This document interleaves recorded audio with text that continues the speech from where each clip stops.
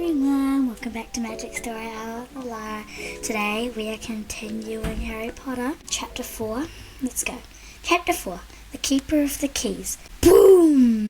They knocked again. Dudley jerked awake. "Where's the cannon?" he said stupidly. There was a crash behind them, and Uncle Vernon came skidding into the room. He was holding a rifle in his hands. Now they knew what had been in the long, thin package he had brought with them. "Who's there?" he shouted. "I warn you, I'm armed." There was a pause, then smash! The door was hit with such force that it swung clean off its hinges, and with a deafening crash landed on the floor. A giant of a man was standing in the doorway.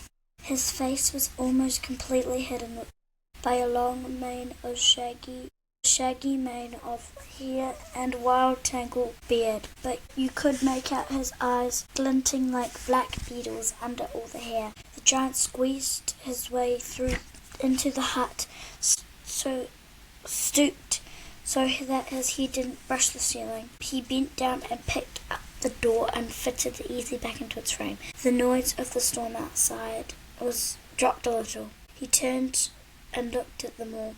"Couldn't make us a cup of tea, could ya? It hasn't been an easy journey." He strode over to the sofa where Dudley sat frozen with fear. "Budge up, you great lump." "No. Budge up, you great lump." Dudley squeaked and ran behind his mother, who was crouching terrified behind Uncle Vernon. "Here's Harry," said the giant. Harry looked up into the fierce, wild, shadowy face and saw the beetle eyes were crinkled in a smile. "Last time I saw you, you were only a baby," said the giant. "You look a lot like your dad, but you got your mum's eyes." Uncle Vernon made a funny rasping noise. "I demand that you leave at once, sir," he said. "You are breaking and entering." "Shut up, Dursley, you great prune," said the giant. He reached over the back of the sofa and jerked the gun out of Uncle Vernon's hands and bent it into a knot as easily if it had been made of rubber and threw it into a corner of the room. Uncle Vernon made another funny noise like a mouse being trodden on. "Anyway, Harry," said the giant, turning his eyes back on Harry, his back to the Dursleys, "a very happy birthday to ya. Dang it, a very happy birthday to ya. Got something here for ya. Here. Got something fair here for your hair. I might have sat on it at one point, but it'll still taste alright." From inside the pocket of his black overcoat, he pulled a slightly squashed box. Harry opened it with trembling fingers. Inside was a large, sticky chocolate cake with "Happy Birthday, Harry" written on it in green icing.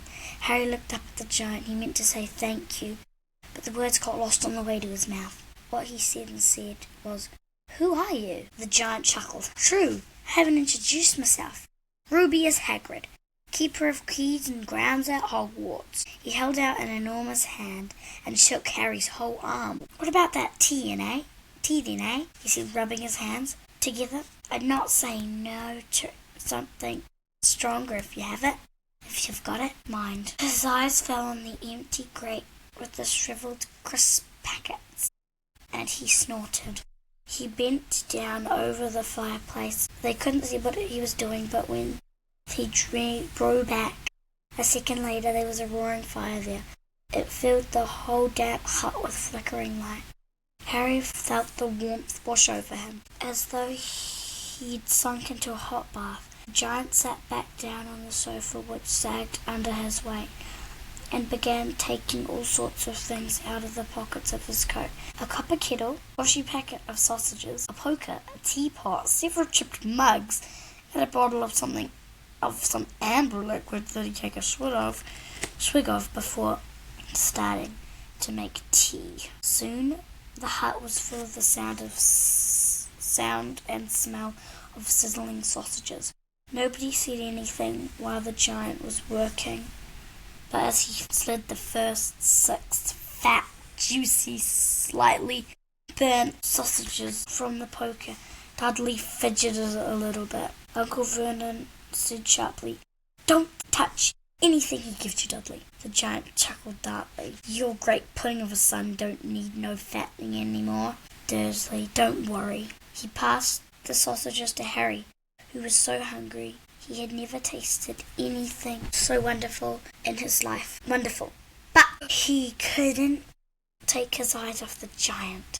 Finally, as nobody seemed about to explain anything, he said, I'm sorry, but I still don't really understand who you are. I still don't really know who you are. The giant took a gulp of tea and wiped his mouth with the back of his hand. Call me Hagrid, he said. Everybody does. And like I told you, I'm keepers of keys at Hogwarts. You know all about Hogwarts, of course. No, said Harry. Hagrid looked shocked. Sorry, said Harry quickly. Sorry, said Harry quickly. Sorry, barked Hagrid, turning to stare at the Dursleys, who shrank back into the shadows. It seemed them. It's them. It's them who should be sorry. I knew you weren't getting your letters, but I never thought you wouldn't even know about Hogwarts, for crying out loud. Didn't you wonder where your parents learnt it all? Or what? Or what? Hagrid thundered. Wait just 1 second. He leapt to his feet. In his anger he seemed to fill the whole hut. The Dursleys were cowering against the wall. You mean to tell me, he growled at the Dursleys, that this boy knows nothing about anything? Harry thought this was going a bit far. He had been to school after all, and his marks weren't bad. I know some things, he said. I can, do maths and stuff. But Hagrid simply waved his hand, he said. About our world, I mean. Your world, my world, your parents' world. What world? Hagrid looked as though he was about to explode. Dursley! He boomed. Uncle Vernon, who had gone as pale, whispered something that sounded like Mimble-Wimble. Mimble-Wimble. Hagrid stared wildly at Harry. But you must know about your mum and dad, he said. I mean, they're famous. You're famous. What? My mum and dad weren't famous. Were they? You don't know. Hagrid ran his fingers through his hair, fixing Harry with a bewildered stare. You don't know what you are. Uncle Vernon suddenly found his voice. Stop! He commanded. Stop right there, sir. I forbid you to tell the boy anything. A braver man than Vernon Dursley would have quailed under the furious look Hagrid now gave him. When Hagrid spoke, his every syllable trembled with rage. You never told him what was in the letter Dumbledore left for him. It was there. I was there. I saw Dumbledore leave it, Dursley, and you kept it from it all these years. What from me? Said Harry eagerly. Stop! I forbid you! Yelled Uncle Vernon in panic. The junior gave a gasp of horror. Go boil your heads, both of you, said Hagrid. Harry, you're a wizard. There was a silence inside the hut. Only the sea and the whistling wind could be heard. I'm a what? Gasped Harry. A wizard, of course, said Hagrid, settling back down on the sofa, which groaned and sank even lower. And a thumping good un, I'd say, once you've been trained up a bit. With mum and dad like yours, what else would you be? I reckon it's about time you read your letter. Harry stretched out his hands at last to take the yellowish envelope addressed in emerald green ink. Dressed in emerald green. To Mr. Potter, the floor, on the rock, the sea. He peeled out the letter and read. Hogwarts School of Witchcraft and Wizardry. Headmaster, Albus Dumbledore. Order of Merlin. First Class. Grand Sort. Chief Warlock. Supreme Mugwump. International Confederation of Wizards. Dear Mr. Potter, we are pleased to inform you that you have a place at Hogwarts School of Witchcraft and Wizardry. Please find enclosed a list of necessary books and equipment. Term begins on the 1st of September. We await your hour by no means the 31st of July.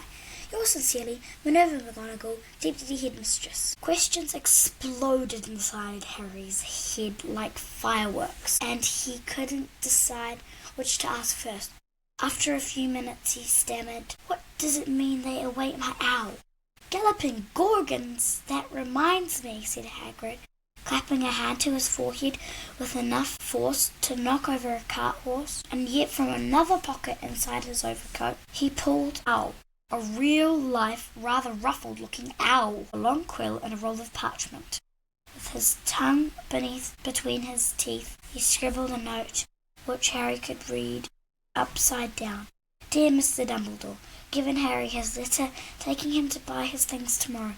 Weather's horrible.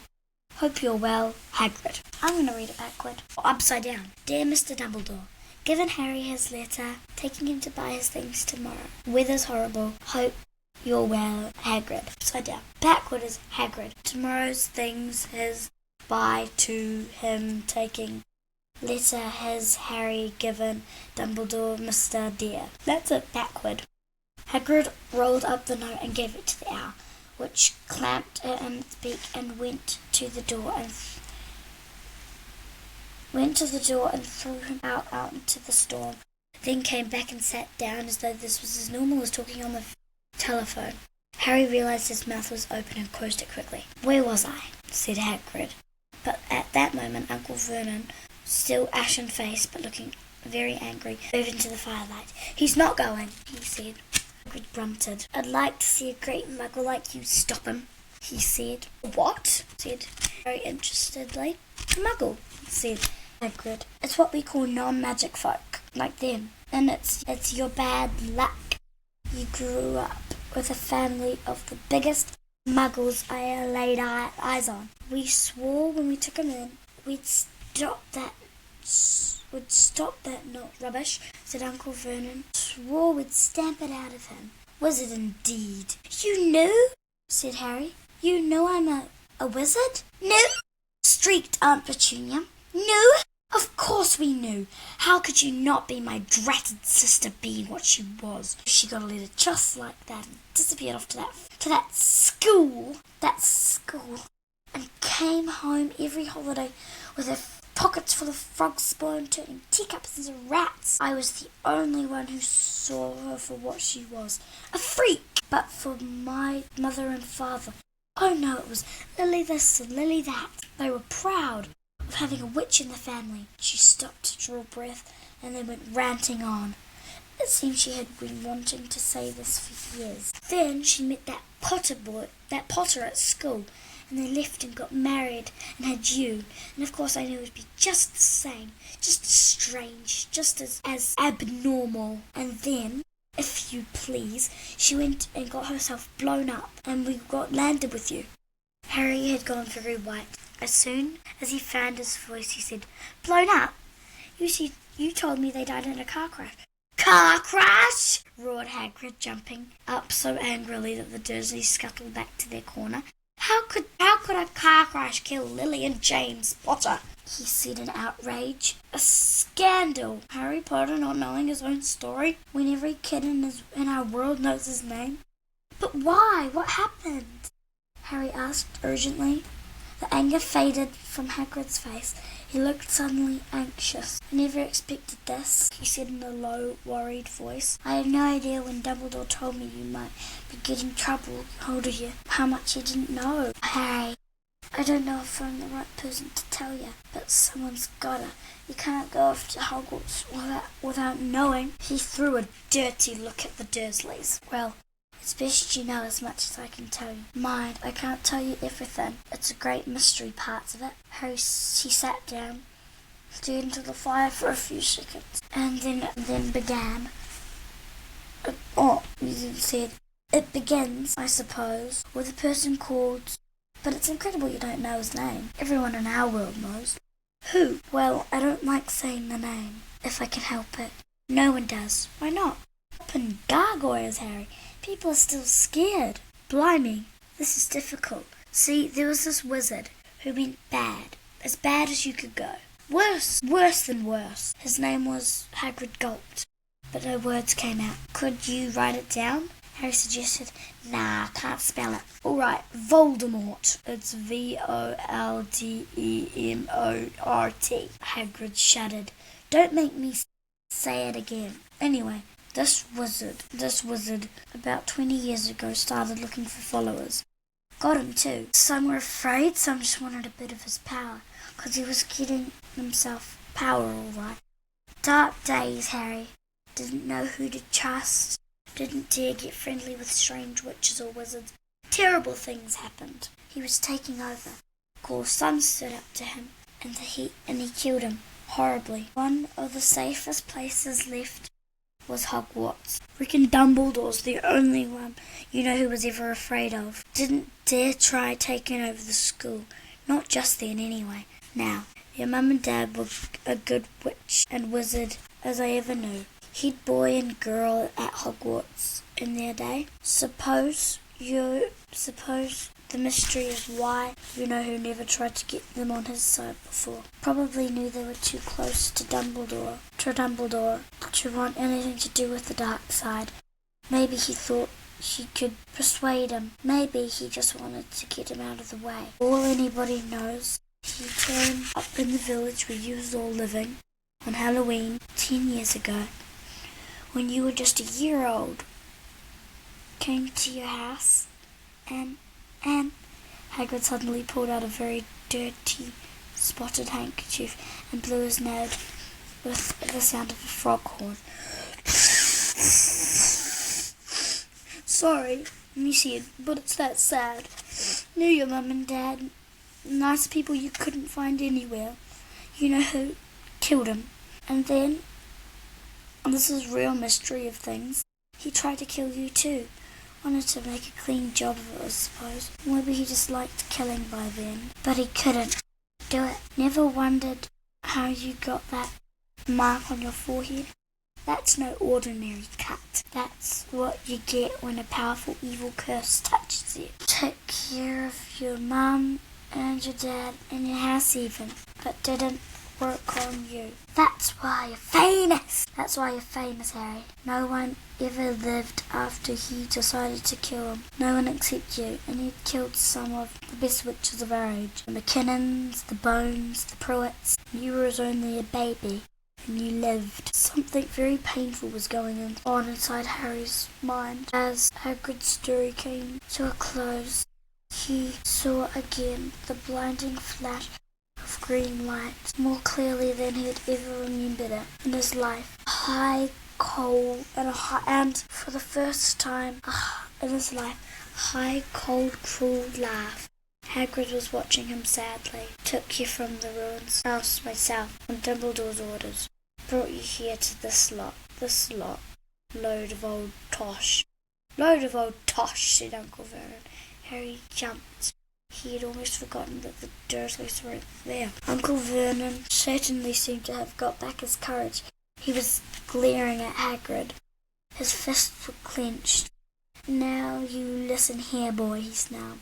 I accept there's something strange about you. Probably nothing a good of beating would have cured.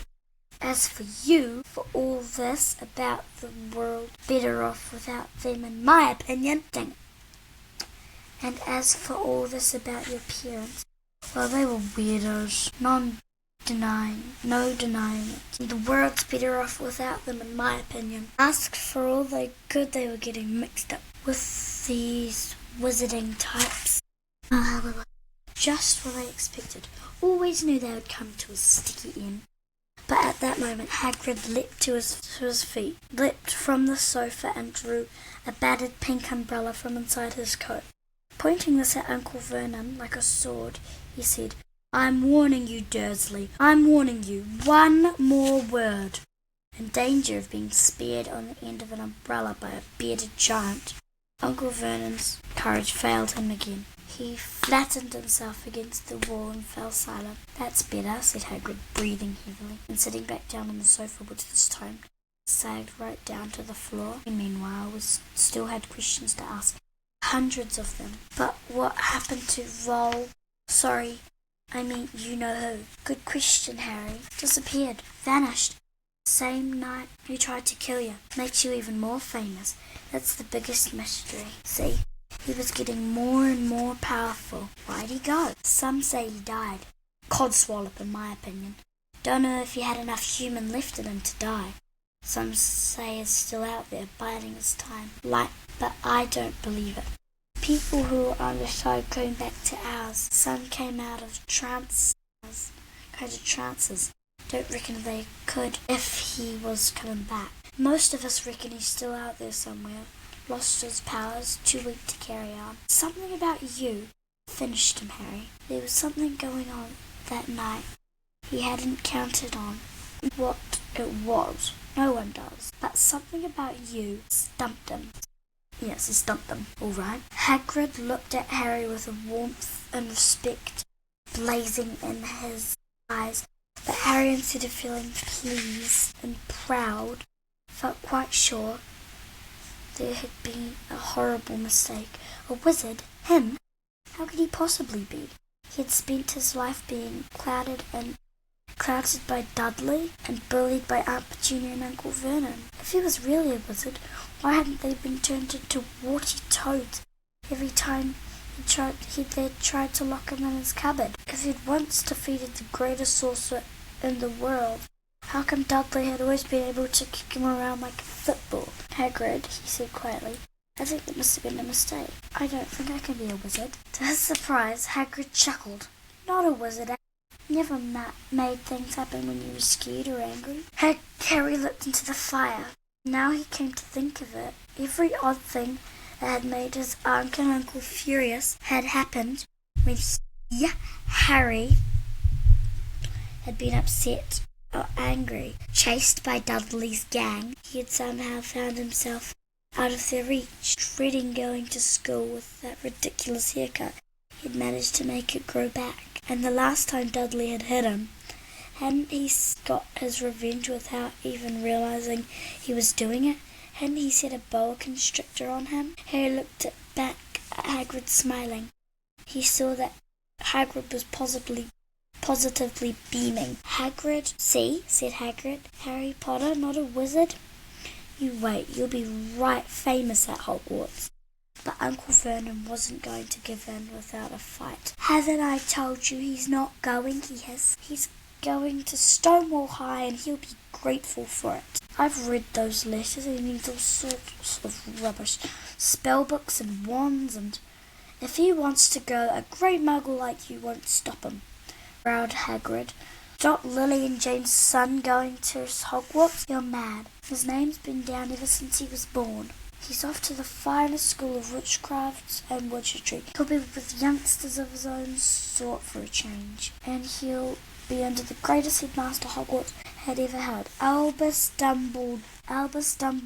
I'm not paying for some crackpot old fool to teach him magic tricks, yelled Uncle Vernon. But he'd finally gone too far. Hagrid seized his umbrella and whirled it over his head. Never, he thundered, insult Albus Dumbledore in front of me! He brought the umbrella swishing down through the air, pointing it at Dudley. There was a flash of violet light and a sound like a firecracker, a sharp squeal, and next second Dudley was dancing on the spot, with his hands clasped over his flat bottom, howling in pain. When he turned his back on them, Harry saw a curly pig's tail poking through a hole in his trousers. Uncle Vernon roared, "Roar!" Not like that. Pulling Aunt Petunia and Dudley into the other room, cast one last terrified look at Hagrid, then slammed the door behind them. Hagrid looked down at his umbrella and stroked his beard. Shouldn't have done that. Shouldn't have lost my temper. No, shouldn't have done that. Shouldn't have lost my temper, he said ruefully, but it didn't work anyway. It meant to turn him into a pig, but I suppose he was already as much as a pig anyway. There wasn't much left to do. Cast a sideways look at Harry under his eyebrows. Be grateful if you didn't mention that to anyone at Hogwarts, he said. I'm not supposed to do magic, strictly speaking. I was allowed to do a little bit to follow you and get your letters to you and stuff. One reason I was so keen to take the job. Why aren't you supposed to do magic? Said Harry. Oh well, I was at Hogwarts myself, but got expelled. Tell you the truth, in my 3rd year, they snapped my wand in half and all. But Dumbledore let me stay on as gamekeeper. Great man, Dumbledore. Why were you expelled? It's getting late. We got lots to do tomorrow, said Hagrid loudly. Gotta get up to town to buy your books and that, he said. He took off his thick black coat and threw it to Harry. Here, you can keep under that, he said. Don't mind if it wriggles a bit. I think it's still got a couple of dormice in one of the pockets. And that is the end. Well, that is where we shut the book today, on Harry Potter and the Philosopher's Stone. I hope you all enjoyed that, and make sure if you leave questions or comments, put them down below, and make sure to share, subscribe and like. I'll see you all next time. Bye!